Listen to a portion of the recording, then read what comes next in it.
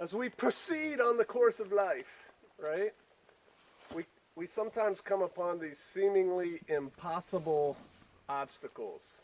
As we go along the way, things pop up sometimes, and it's like, how am I going to get around that, over that, or through that?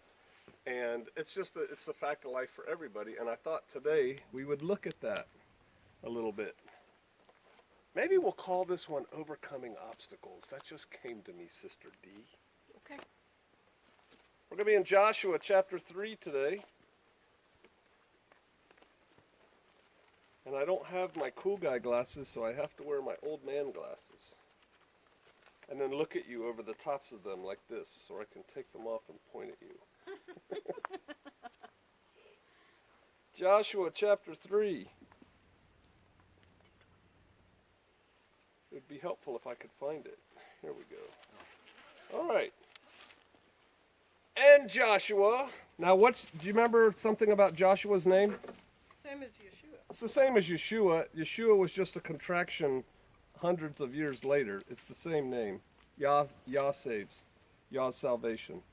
And Joshua rose early in the morning, and they removed from, now it says in King James, Shittim. People don't like that word because it sounds like something else. It's acacia. It's like acacia bush area, something. And they came to Jordan. Now when it says they came to Jordan, it means they came to the Jordan River, the people. He and all the children of Israel. And they lodged there before they passed over. Now, well, let me read 2 and then I'll come to it. And it came to pass after 3 days that the officers went through the host. All right, so we're going to find out later, but it's important to kind of set the stage now. The Jordan River at this time of year is at flood stage. Has anybody been on the side of a river or a creek that was in flood stage where you could actually hear the big rocks going down inside the thing? Like, sounds like square bowling balls going clunk, clunk, clunk, clunk, clunk. So that's what they're faced with, right? They're faced with this river in the flood stage, and they're sitting there for 3 days on the side of this raging torrent of water. And you can only imagine that they're thinking, promised land, right over there. Yeah, right. How are we going to get there? I mean, it has to be a normal human thing. Who knows the story about, oh man, I used to know his name. The kid that just went off with his head in the clouds, and he left college and he traveled all over the U.S., got into Mexico, ended up in Alaska and starved to death, died of mushroom poisoning or something up there. And that's because he went across this little creek. He found a school bus. He's living in the school bus in the middle of the bush of Alaska. And then this happens. The spring melts come and all the boulders are going down the road. And he walks up to this creek that he crossed because he's like, wow, I'm getting really hungry. I need to get out of here and find some civilization. And it's like, I can't cross that. And he turned around and he went back to the bus and he died. Now, what he didn't know, because he didn't check, is if he'd gone a quarter mile, it's less than a quarter mile to our house from where I'm standing. If he'd walked a quarter mile upstream, the stream broke into like 5 different little pieces that he could have got across. And if you went a quarter mile downstream, there was a pulley cable car that you pull yourself across the river each way. He didn't check.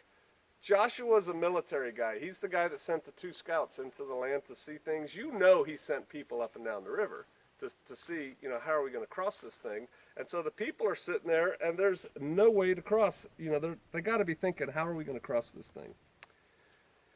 So he sends these people throughout the camp, and they command the people, saying, when you see the ark of the covenant of Yahweh your Elohim and the priests, the Levites, bearing it, then ye shall remove from your place and go after it. All right, guys, I know you're a little bit worried about crossing this river into the promised land, but when you guys see the priests bringing the ark here, we're all leaving the camp and we're following them. And the people are thinking, I know they are, because these are the same people that not that long ago were whining. Yet there shall be a space between you and it, between y'all and the ark, about 2,000 cubits by measure. Come not near unto it, that you may know the way by which you must go. For ye have not passed this way heretofore. Does somebody have in your Bible a different thing for 2,000 cubits? So a cubit is about 18 inches. So 2,000 cubits is about, so that's a foot and a half. 2,000 cubits is about 3,000 feet. I have 1,000 yards. I think 1,000 yards is about right. It's about a half a mile. Okay, so think about it. A half a mile.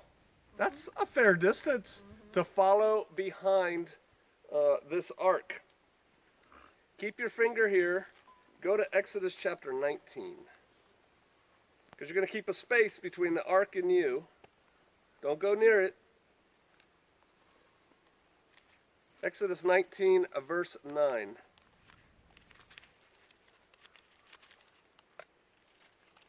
And Yahweh said unto Moshe, Lo, I come unto thee in a thick cloud, that the people may hear when I speak with thee, and believe thee forever. And Moshe told the words of the people unto Yahweh, and Yahweh said unto Moshe, Go unto the people, and sanctify them today and tomorrow, and let them wash their clothes. So sanctify them, set them apart, have them get their mind right for what's coming, have them focus on me. We will talk of holy things. Talk of holy things, think of holy things, set apart things. Wash your clothes so you're clean, and be ready against the third day. For the third day Yahweh will come down in the sight of all the people upon Mount Sinai. And thou shalt set bounds unto the people round about, saying, Take heed to yourselves that you go not up into the mount, or touch the border of it. Whosoever touches the mount shall surely be put to death. There shall not a hand touch it, but he shall surely be stoned, or shot through. Whether it be beast or man, it shall not live. When the trumpet sounds long, they shall come up into the mount. You're not, what's the ark? Yah sits on the ark, right? On the mercy seat. It's where he makes his presence known to man. You can't touch that. You can't get near that. That's the holy. You'll remember when they set up the tabernacles, the Ark of the Covenant goes behind the veil, right? And only once a year does the priest go. We talked about that at Atonement. It's a very sacred place because there dwells Yah. And so it's the same concept as this holy mount where Yah's coming down and Yah is dwelling there for that time. Don't touch it. Don't let anybody come up here. As the ark is going forward, don't touch the ark, so keep a big distance. There's another reason they're keeping a big distance. Do you think the people are a little bit afraid about crossing that river? I would be. If you didn't know what was coming next, it'd be like, all right. They see the ark. They know the significance of the ark. This is the power thing that Yah sits on. And by putting it a half mile ahead of everybody, everybody can see it. If we were carrying the ark right here, people back there 100 yards wouldn't be able to see it because of the mass of bodies. But now that they're going out there, everybody can be like, okay, the ark of Yah goes before us, and so we can follow it. And then we go back in Joshua to verse 3, Come not near unto it, that you may know the way by which you must go. I actually put a star here in my Bible. We see the ark. We keep our eye on the ark. We keep our eye on Yah, in effect, because he's there, right? His power and glory are there. We keep our eye on that so we know the way to go. Follow Yah. That's what that's all about right there. And you haven't passed this way before, so it's scary and you don't know where you're going, but don't worry, the priest and the ark have it. Verse 5. And Yahshua said to the people, here we go again. It sounds like when we read about going up on the mount. Sanctify yourselves, set yourselves apart, get your mind right, for tomorrow Yahweh will do wonders among you.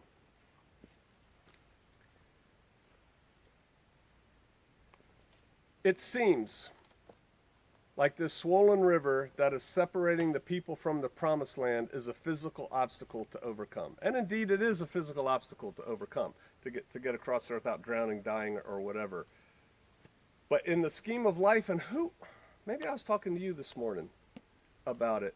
In the scheme of life, well, let's just go there. Let's go to Ephesians 6:10.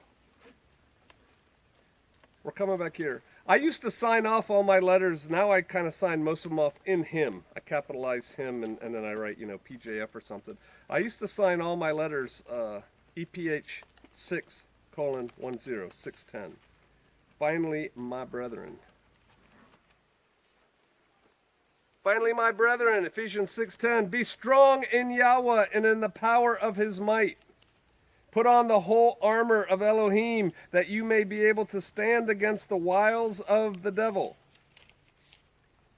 One of the wiles of the devil is he's trying to prevent Yah's perfect plan from coming into fruition. He's always been trying to prevent that. And one of the ways he's probably trying to do that right now is that river is at flood stage and the people can't get into the promised land.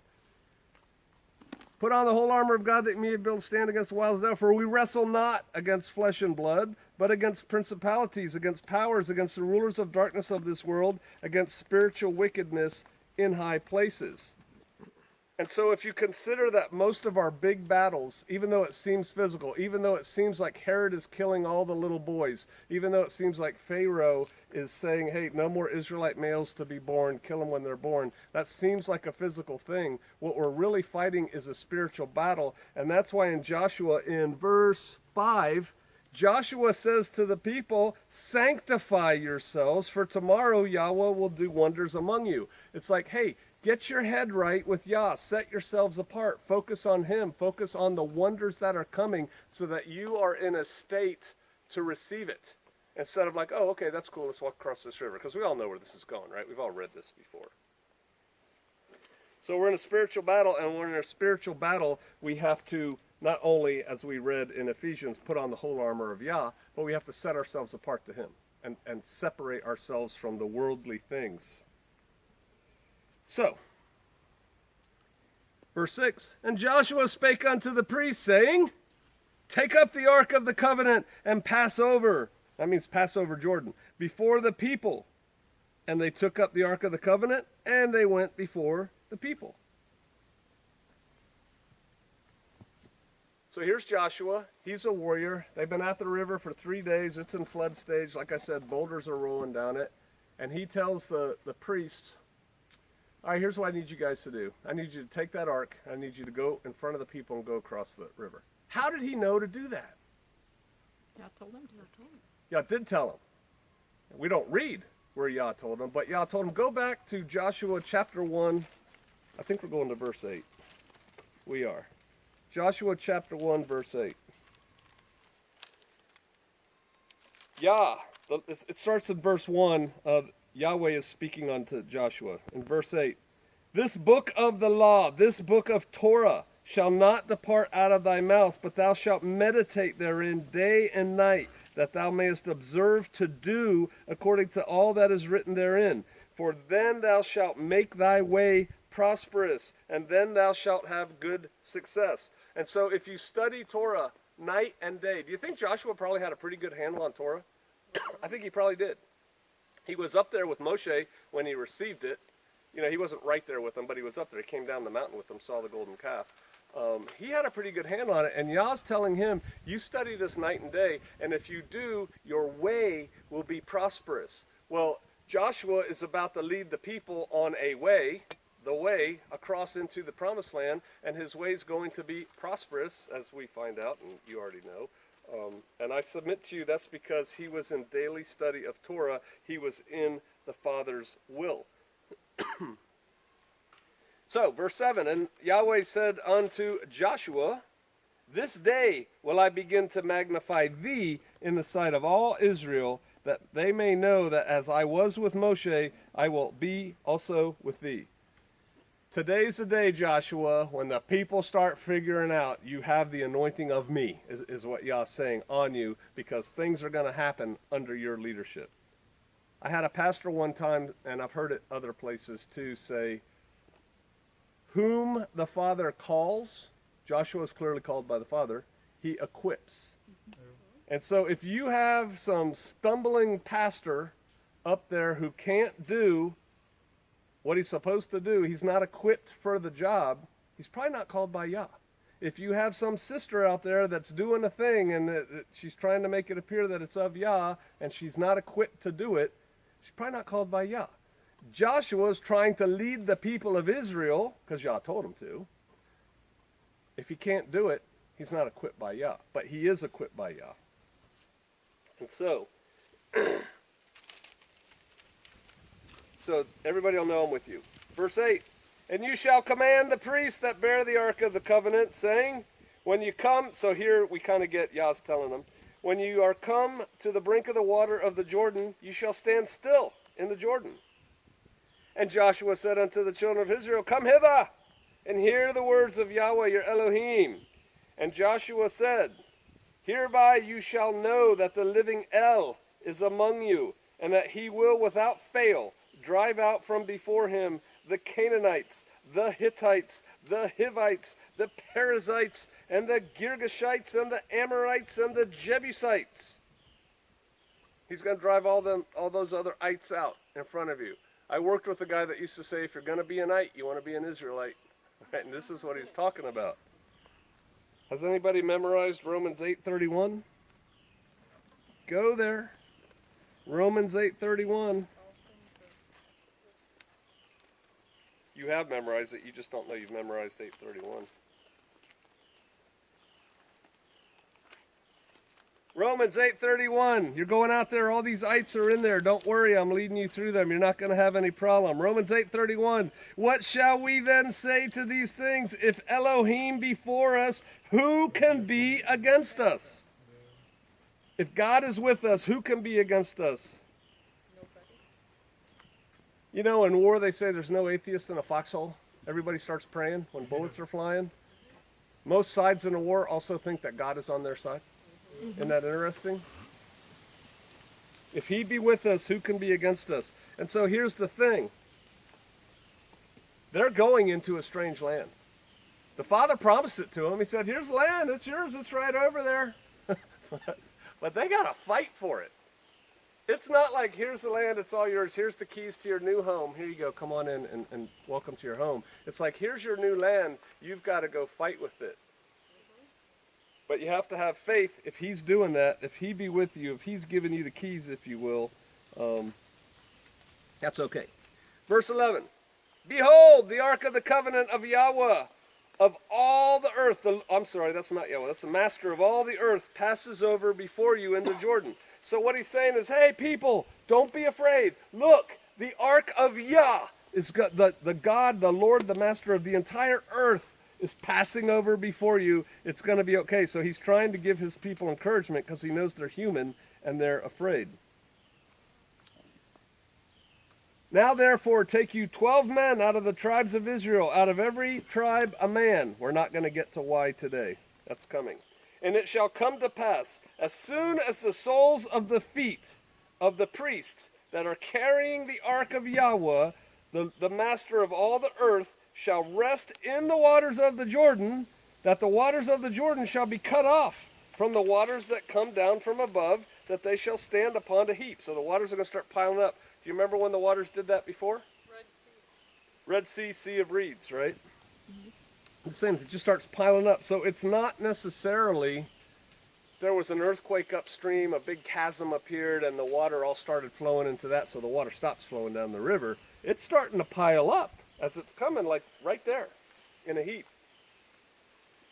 And it came to pass when the people were removed from their tents, because it's kind of Sukkot, right, for them, when they removed from their tents to pass over Jordan, and the priests bearing the ark of the covenant before the people, and as they that bear the ark, the priests, were come into the Jordan, and the feet of the priests that bear the ark were dipped in the brim of the water, for the Jordan, here we go, here's the flood. For the Jordan overflows all his banks all this time of the harvest. I got to thinking about this. He's telling the people, don't be afraid, the ark of Yah goes before you. Picture this raging river. These guys are carrying the ark. They're still men. They're Levites, but they're men, and they have man's fears and everything else. And as they get closer and closer to this water on dry land, they're hearing those rocks going, clunk, clunk. They're seeing that, and they're like, you want us to carry this in there? But they do, right? They carry that ark into that water. That water's not stopped. Who had greater faith? Them or the people coming after them when we hear that the water dries up? They had great faith. They're the priests. They're the priest of Yah, so they have a higher faith in Yah. But I was thinking about those guys. they're walking up there, and it's like, maybe there's a young priest in the front. And he's like, "Are you sure about this, man? Are we gonna go?" It's like, "Go. We have Yah on our side." But they stepped into that water. It wasn't stopped yet when they did that. What was that? 15. 16.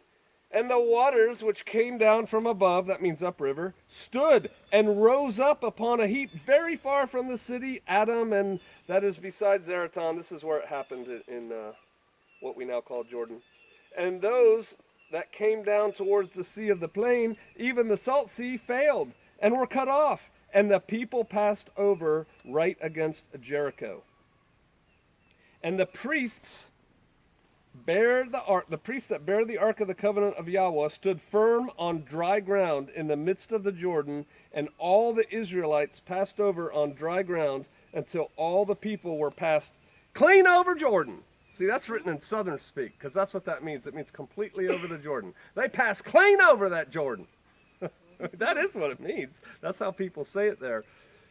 So, we talked about this before, but they passed over Jordan. They passed completely over the Jordan, as before they passed out of Egyptian Mitzrayim bondage by going across the Red Sea, the Sea of Reeds, and that stood up.